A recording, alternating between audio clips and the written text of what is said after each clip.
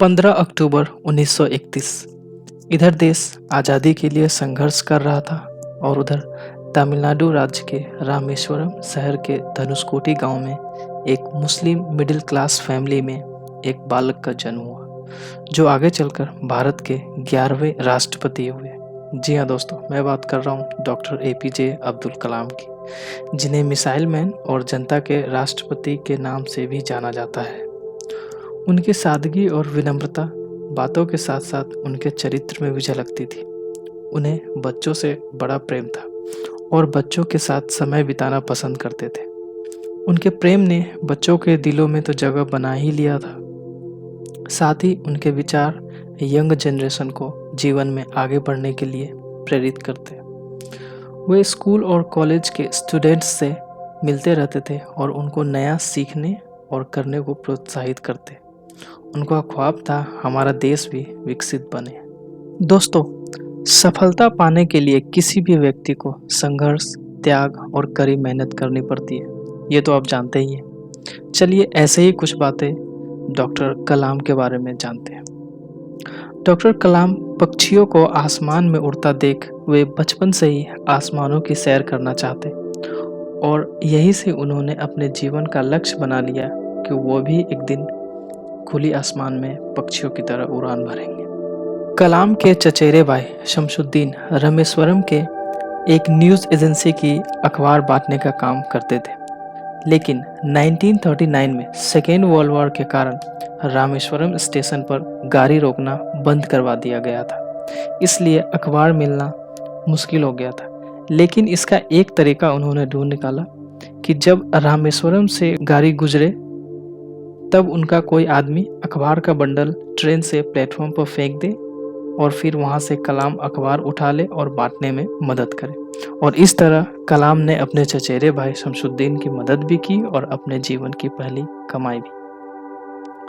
कलाम primary school की पढ़ाई खत्म होने के बाद रामनाथपुरम गए और बाद में इंटरमीडिएट की पढ़ाई के लिए 1950 में सेंट जोसेफ कॉलेज ट्रिची में एडमिशन लिया।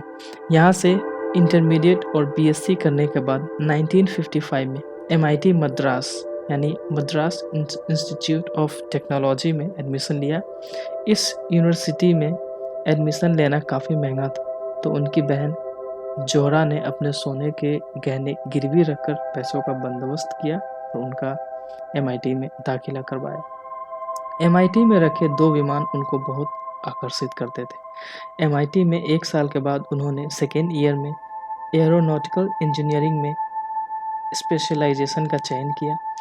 इस कॉलेज के 3 प्रोफेसर ने कलाम के करियर को नया मोड़ दिया या उनके करियर को बहुत प्रभावित किया। वो प्रोफेसर थे प्रोफेसर स्पॉन्डर, प्रोफेसर KAB पंडलई और प्रोफेसर नरसिम्हा राव।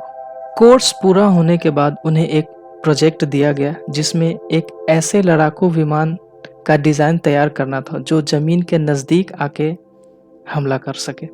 कलाम और उनकी टीम ने मिलकर एक डिज़ाइन तैयार किया, लेकिन उनके प्रोफेसर श्रीनिवासन ये डिज़ाइन देख बहुत निराश हुए और प्रोफेसर ने उन्हें बहुत डांट सुनाई।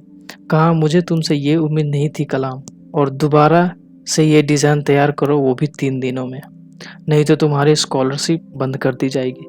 लेकिन डॉक्टर कलाम ने अपने परिश्रम से दोबारा एक नया डिज़ाइन बना के तैयार किया, वो भी 3 दिनों के भीतर।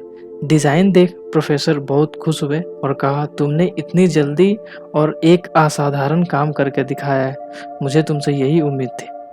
उन्होंने MIT में एसे राइटिंग के प्रतियोगिता let us make over own craft में पार्टिसिपेट किया और उसमें भी उन्हें फर्स्ट प्राइज़ मिला।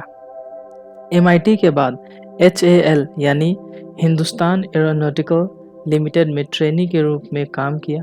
यहाँ से निकलने के बाद उन्हें 2 जॉब के मौके मिले, पहला इंडियन एयर फोर्स और दूसरा DTDP ministry of defence Delhi में। दिल्ली में DTDP के इंटरव्यू के बाद एयर फोर्स के इंटरव्यू के लिए देहरादून गए, लेकिन वहाँ उनका सिलेक्शन नहीं हो पाया। वहाँ केवल 8 लोगों का ही सिलेक्शन हो पाया, जबकि उनका स्थान 9वां था। वो बहुत निराश हुए और उनका दिल बैठ गया।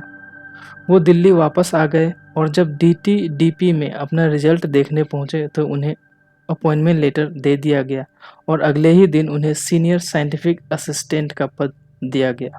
डॉक्टर कलाम पहला स्वदेशी हावरक्राफ्ट बनाया, नाम था नंदी। डॉक्टर कलाम के नेतृत्व में 1980 में भारत का पहला सफल SLV-3 रोहिणी लॉन्च किया गया, जिसने भारत को दुनिया में एक अलग पहचान मिली। इसके लिए 1981 में उन्हें भारत सरकार ने पद्म भूषण से सम्मानित किया।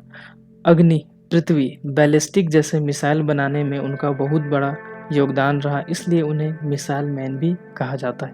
भारत सरकार ने 1990 में पद्म विभूषण और 1997 में भारत रत्न जैसे अवार्ड से सम्मानित किया। डॉक्टर कलाम 2002 से 2007 तक भारत के राष्ट्रपति का पदभार भी संभाला।